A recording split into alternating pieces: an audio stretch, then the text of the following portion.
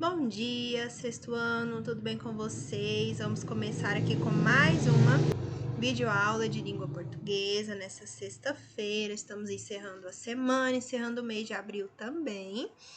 E nós vamos fazer a leitura aí, né, de um mito. Nós já vimos o que é mito e agora vamos ir para a prática, né? A mitologia indígena brasileira é bastante vasta.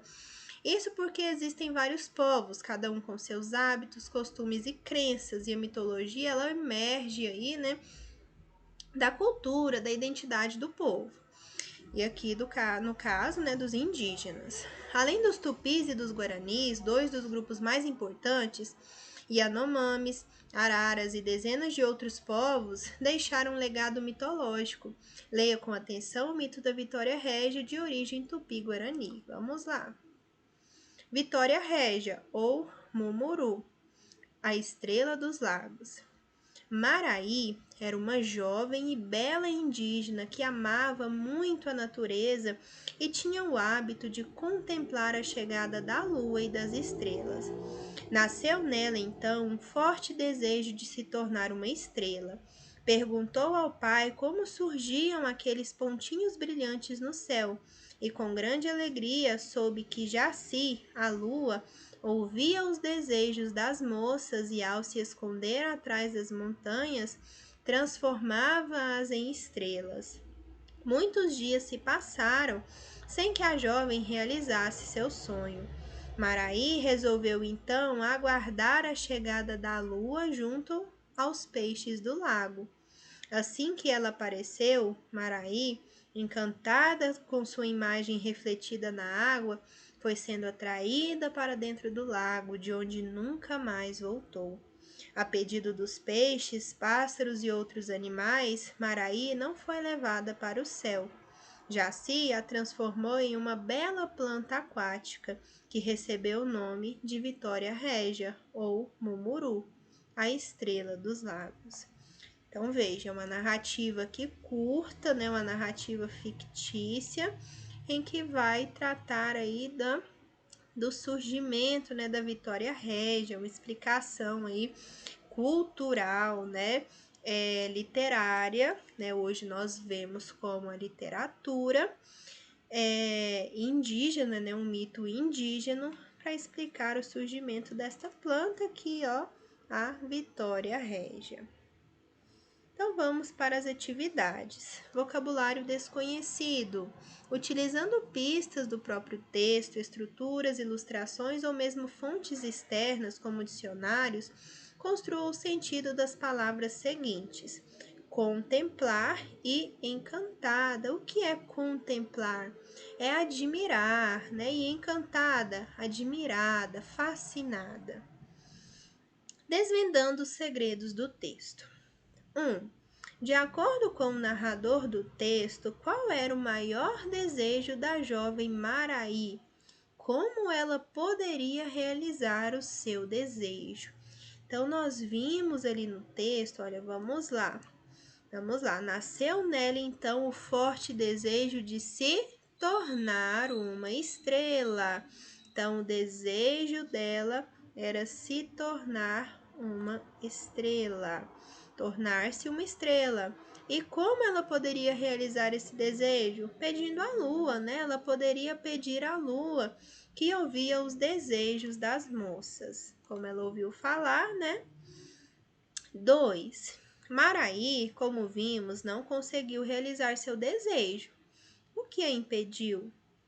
Ao se aproximar de um lago, ela ficou encantada com o reflexo da lua, sendo atraída para dentro da água, né? Nós, quando temos um lago, né? Um mar, enfim, e a lua ali reflete, né? O seu brilho reflete ali na água, né? Como um espelho. E a Maraí ficou encantada, né? E foi para dentro da água, atrás da lua, né? 3. Qual é a finalidade desse mito para os tupis guaranis? Nós sabemos que o mito ele tem a função de explicar a origem de algo, né? O surgimento, o aparecimento, enfim. Esse mito tem a finalidade de explicar o surgimento da planta aquática Vitória régia. Então, é o mito da Vitória régia, né? 4. Leia. Ao cair de todas as tardes do mês de maio, a Iara surge de dentro das águas, magnífica para arranjar noivo. As mães se preocupam com seus filhos homens, pois a Iara os seduz com seus cantos, com seu canto e os leva para o fundo do rio. De que forma essa explicação nos faz caracterizar o texto lido como mito? Os mitos, como aqui no gabarito está, como já foi explicado, o mito ele vem trazer explicações que até então não existiam, né?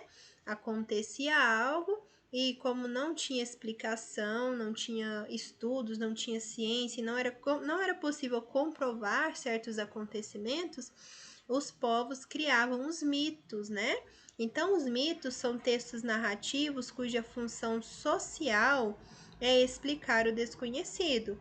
Todo gênero textual tem uma função social. A função social dos mitos é explicar o desconhecido, como o surgimento do mundo, das chuvas, das plantas. 5. O que aconteceu com Maraí ao final do mito? A pedido dos peixes, pássaros e outros animais, Maraí não foi levada para o céu. Ela transformou-se naquela planta, né? Jaci a transformou em uma bela planta aquática que recebeu o nome de Vitória régia ou Mumuru, a estrela dos lagos. Então, ao invés de ir para o céu, ou seja, morrer, né, ela virou a Vitória régia, essa planta linda que nós temos aí nos lagos. 6. Agora, leia esta tirinha de Armandinho.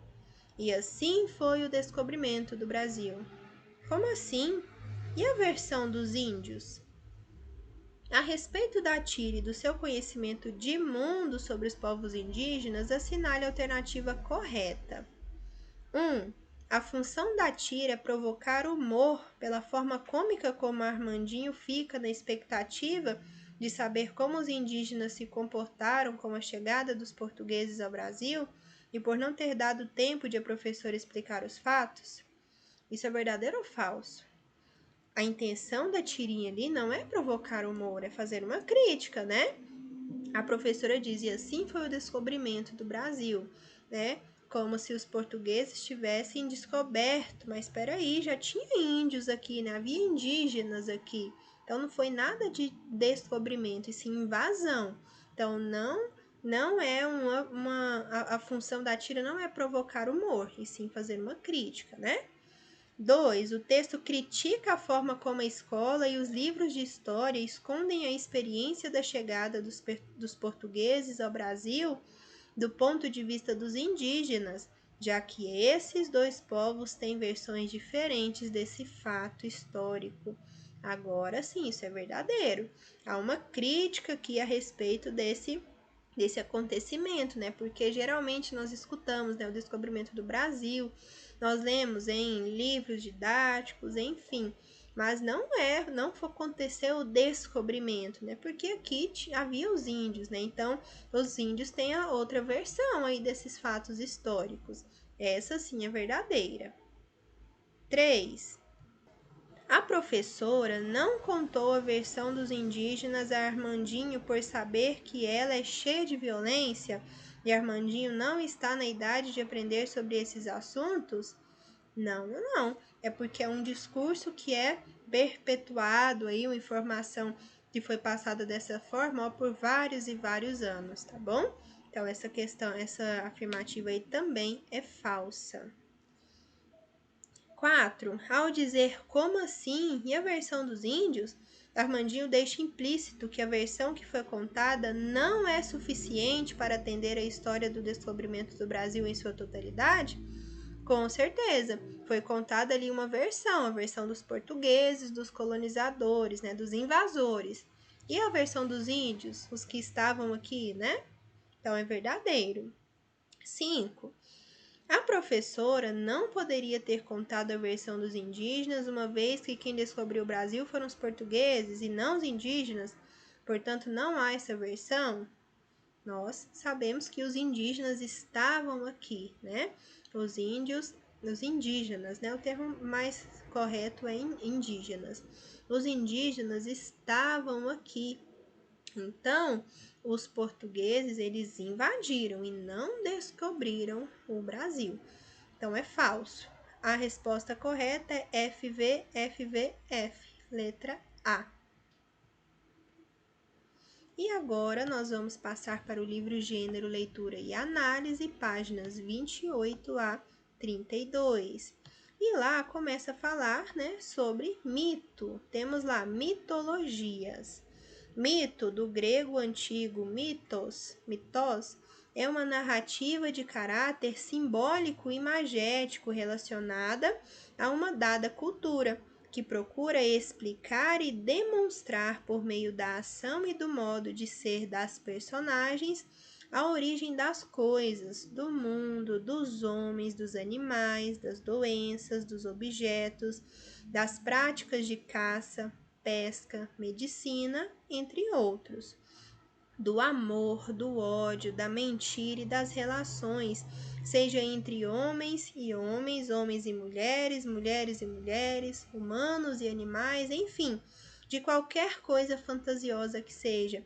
Então veja aí a abrangência dos mitos, né? Então são histórias aí, né, narrativas de caráter simbólico e magético, né, narrativas fantasiosas para explicar o surgimento ou a origem de diversas coisas, diversas situações, relações, enfim.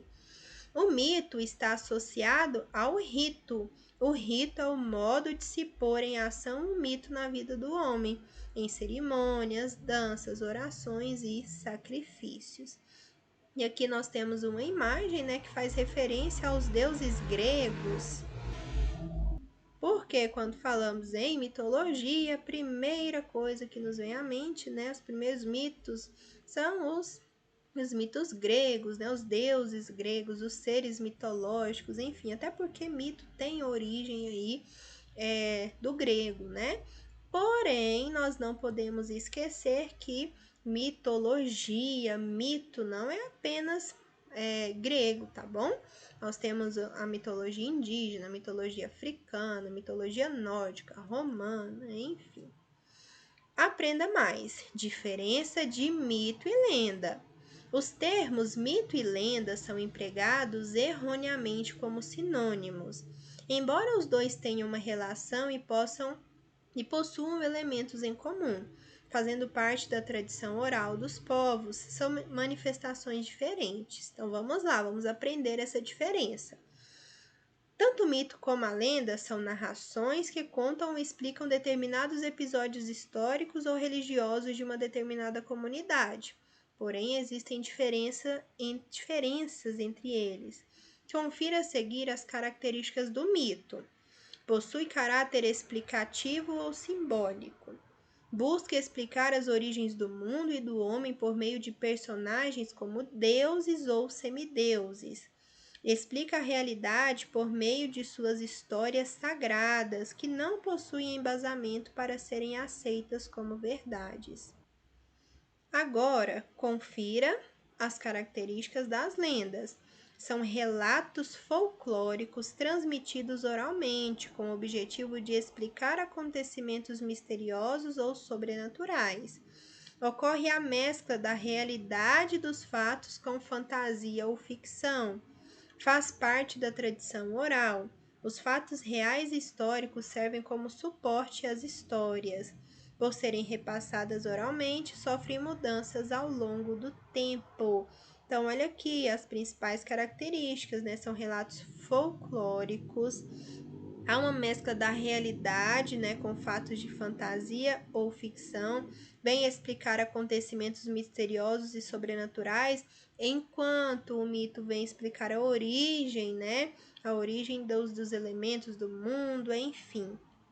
E aqui nas lendas, os fatos reais históricos servem como suporte aí às histórias. E como são gêneros orais, né? Principalmente as lendas, elas vão se transformando com o decorrer do tempo, né? Aqui nós temos indicações de livros, né? Mitos Africanos, de Gary Jeffrey. Os povos africanos adoravam contar histórias e cantar canções. Assim, a tradição oral ao longo das gerações deu-nos os mitos africanos, tal qual conhecemos hoje. Aqui nós temos 30 conceitos essenciais para crianças, de Anita Ganeri. Este livro reúne 30 mitos de vários povos. Olha, muito bom, se você quiser adquirir, excelente, né? Essenciais para a compreensão das origens da Terra, do universo e dos seres humanos. Mito não trabalha com a origem? Aqui está. E Aimó, de Reginaldo Prandi. Imagine se encontrar de uma hora para outra em um mundo totalmente desconhecido, onde você não conhece ninguém, ninguém demonstra saber quem você é. Ela não sabe mais o próprio nome, nem se lembra de sua família, está sozinha e não tem a quem pedir socorro. Por isso, aliás, ganha o nome de Aimó, a menina que ninguém sabe quem é. Tudo o que ela quer é retornar ao seu mundo de origem, mas para tornar isso possível, a Imó vai partir de uma longa jornada através de tempos mitológicos guiadas por Exu e Ifá e vai acompanhar de perto muitas aventuras vividas pelos orixás. Então aqui também estamos falando da mitologia africana, né, elementos africanos. Só assim podemos reunir o conhecimento necessário para fazer uma escolha que lhe permita, enfim, voltar para casa. E agora nós vamos aqui fazer a leitura do primeiro mito do nosso capítulo. Ogum dá aos homens o segredo do ferro. Na terra do Obatalá, em Ifé, os orixás e os seres humanos trabalhavam e viviam em igualdade. Todos caçavam e plantavam usando frágeis instrumentos feitos de madeira, pedra ou metal mole. Por isso, o trabalho exigia grande esforço.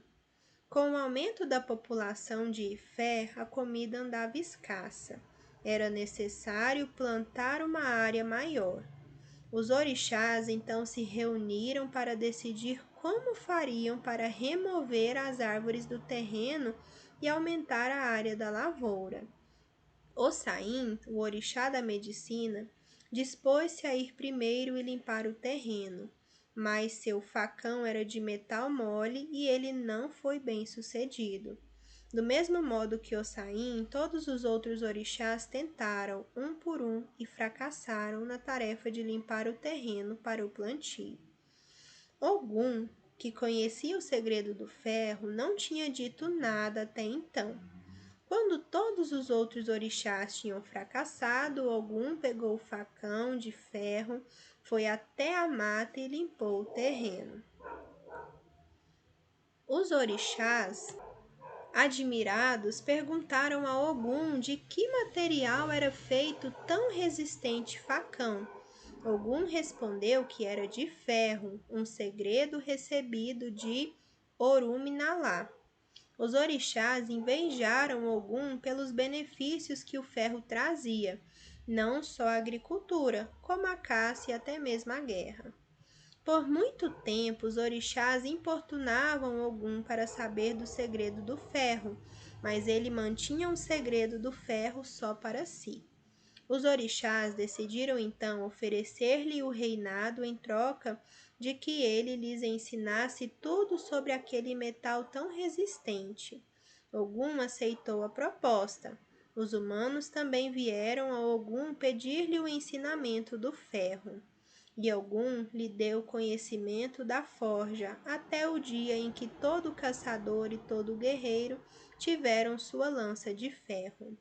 Mas, apesar de Ogum ter aceitado o comando dos orixás, antes de tudo, ele era um caçador. Certa ocasião, saiu para caçar e passou muitos dias fora, numa difícil temporada. Quando voltou da mata, estava sujo e maltrapilho. Os orixás não gostavam de ver seu líder naquele estado. Eles desprezaram e decidiram destruí-lo do reinado. Ogum se decepcionou com os orixás, pois quando precisaram dele para o segredo da forja, eles o fizeram rei, e agora diziam que não era digno de governá-los. Então Ogum banhou-se, vestiu-se com folhas de palmeira desfiadas, pegou suas armas e partiu. Num lugar distante chamado Irê, construiu uma casa embaixo da árvore de Acocô e lá permaneceu. Os humanos que receberam de Ogum o segredo do ferro não o esqueceram. Todo mês de dezembro celebram a festa de Yudê Ogum, caçadores, guerreiros, ferreiros e muitos outros. Então aqui nós temos do livro Mitologia dos Orixás, um texto escrito, por o mito, reescrito aí por Reginaldo Prandi. Aqui no glossário, o significado de algumas palavras. Obatalá é o criador do mundo, dos homens, animais e plantas. Ifé é uma antiga cidade iorubá, no estado de Osun, no sudeste da Nigéria, no sudoeste da Nigéria. Orixá, nome comum e genérico atribuído às divindades africanas. Trata-se de ancestrais divinos que se materializam em forças da natureza, mediando as relações entre o homem e os seres sobrenaturais. Orunmila é uma divindade profética que tem como característica o alto grau de conhecimento, sabedoria e a forma mais alta de prática de adivinhação. Bem, no Aprenda Mais, nós temos aqui mitologia iorubá. A mitologia dos iorubás engloba toda a visão de mundo e as religiões dos iorubás, tanto na África, principalmente na Nigéria e na República de Benin, quanto no Novo Mundo, onde influenciou ou deu nascimento a várias religiões, tais como a santeria em Cuba e o candomblé no Brasil, em acréscimo ao transplante das religiões trazidas da terra natal. A mitologia iorubá é definida por Itan de Ifá, ou seja, o conjunto de mitos, contos e celebrações. E o mito da criação do Iorubá. Na mitologia iorubá, o deus supremo é Olorum, chamado também de Olodumare. Não aceita oferendas, pois tudo que existe pode ser ofertado já lhe pertence, na qualidade de criador de tudo o que existe em todos os 9 espaços de ouro. Enfim, nós temos aqui um texto que é um mito, africano, e nós, muitas vezes, já vou até adiantar ali algo que fala sobre intolerância religiosa e tal, muitas vezes nós nem fazemos a leitura de certos textos, não buscamos entendê-los, entender que ele é reflexo aí de uma cultura, de uma identidade, de uma religião que deve ser respeitada como qualquer outra, muitas vezes nós fechamos aí nossa mente, nosso conhecimento para trabalhá-los, Mas enfim, nós estamos aqui numa aula de língua portuguesa, de literatura, então nós podemos deixar aí os olhos da intolerância de lado e olhar esse texto como que ele realmente é um mito. Ele é ali resultado da identidade, das crenças de um povo, de um lugar do mundo, assim como há outros, assim como nós temos os nossos mitos, as nossas crenças, Então, olhá-lo aí, como um texto literário. A verdade para esse povo não precisa ser a sua verdade, não precisa ser a minha verdade, mas nós temos que respeitar. E conhecimento nunca é demais, tá bom? Então, se nós conhecemos aí essa cultura, conhecemos aí esses termos, de onde vem, Porque nós ouvimos, muitas vezes aí candomblé e outras religiões aí de matriz africana, crenças e tal, e muitas vezes nós fechamos nossos olhos e nossos ouvidos por questão de intolerância. né? Nós não somos obrigados, né, a acreditar nisso, mas nós somos obrigados a respeitar, tá bom? Então, vamos olhar esse texto e essas informações aí, né, com os olhos do conhecimento, né, para nós aprendermos, conhecermos mais a respeito de uma cultura, tá bom? Agora vamos lá, vamos para a primeira questão. Em Ifé, todos viviam em igualdade. O que podemos inferir dessa informação? Lá no início do texto ele diz, né, que em Fé, tanto os homens quanto os orixás viviam em pé de igualdade. Então vamos lá, que independentemente das diferenças entre ser um orixá ou ser um humano, todos podiam viver em harmonia, sem a necessidade da exploração do outro. Então ali um não explorava o outro, havia ali um pé de igualdade, né?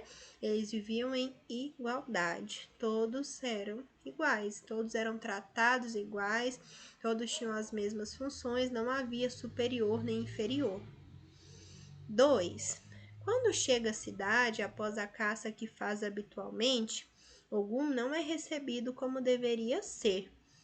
Que ação provocou a mudança na recepção de Ogum e como podemos caracterizar a atitude daqueles que o trataram de modo diferente? A atitude pode ser caracterizada como preconceituosa, pois mesmo que ele tenha chegado sujo com roupas desgastadas, os orixás deveriam respeitá-los. No início, lá não falamos na igualdade, no tratamento igual, passou-se ali a ter uma visão preconceituosa. 3. A mitologia dos orixás é repleta de mistérios que tentam explicar a origem do mundo por meio dos relatos orais. A partir da leitura do texto 1, realize uma pesquisa sobre a influência dessa mitologia na cultura brasileira. Então, nós temos aí muita influência, né, dessa cultura e dessas crenças na cultura brasileira também, né? Como já foi dito ali no quadrinho anteriormente, não sei se aprenda mais, é isso mesmo, aprenda mais, né? A influência aí no candomblé, por exemplo, né? Espera-se que o aluno entenda que a sociedade brasileira é muito influenciada pela história da África, principalmente na religião e nos costumes do dia a dia. E como ocorreu essa influência? Nós somos um povo miscigenado, né? Ocorreu aí a miscigenação, a mistura, né, entre os europeus, os índios, os africanos, né, que vieram aqui infelizmente escravizados, mas isso tudo foi se misturou, né, e transformou na sociedade que temos hoje, né? Vieram palavras de origem africanas, cultura, religião, então houve aí essa mistura na nossa cultura, tá bom? 4. Com a rejeição dos orixás, Ogum não perdeu força entre os humanos, que em gratidão fazem comemoração a ele. Qual o nome da festa? Quando acontece além do orixá, quem mais é celebrado? Vamos lá. Em atenção ao que Ogum fez à humanidade, é organizada uma comemoração em gratidão a ele. Neste mês, em dezembro, né? Neste mês também são festejados os caçadores, os guerreiros, os ferreiros e muitas outras pessoas que são ligadas à função de Ogum. Então, ali no texto tem mais informações. Essa resposta aqui podou aí algumas informações, tá? Mas lá em dezembro, né, há aí essa festa em comemoração e gratidão a ele, né, a Ogum. 5. Leia o trecho da reportagem a seguir. A intolerância religiosa não vai calar os nossos tambores. Aumento de ataques aos terreiros e às religiões de matriz africana não revela só o avanço conservador, mas a influência do nosso passado escravista. Os casos de violência e agressão contra templos e seguidores de religiões de matriz africana têm aumentado de forma assustadora em todo o Brasil. É um texto que está disponível aí na Carta Capital, tá bom? É uma reportagem, um trechinho aí de uma reportagem. De acordo com a reportagem, qual a principal origem da intolerância religiosa ocorrida no Brasil? Pessoal, olhe lá, mas a influência do nosso passado escravista. Olhe, lá na época da colonização, na época da escravidão, os africanos eram trazidos, né, para cá para serem escravos, né? Então, eles eram tratados aí, né, como inferiores, eles eram submissos, né, eles eram posse, né, dos senhores, dos colonizadores e tal. Então, isso, tudo que era relativo a eles era inferiorizado, inclusive a religião, né? A religião vinda lá com os europeus era cristã, né? Então, o cristianismo aqui era o certo e as religiões africanas eram as erradas, né? E aí havia diversas expressões, né? Como aquilo era do, vamos falar assim, a grosso modo falando, né? Do diabo, enfim, essas expressões aí que até hoje são utilizadas, né? E que vêm dessa época. Então, o que era imposto? A língua portuguesa era imposta, o cristianismo era imposto, então o resto não prestava, né? Era tido como ruim, né? Que realmente não prestava. Era essa visão e que até hoje há resquícios dessa visão e dessa cultura aí preconceituosa, tá bom?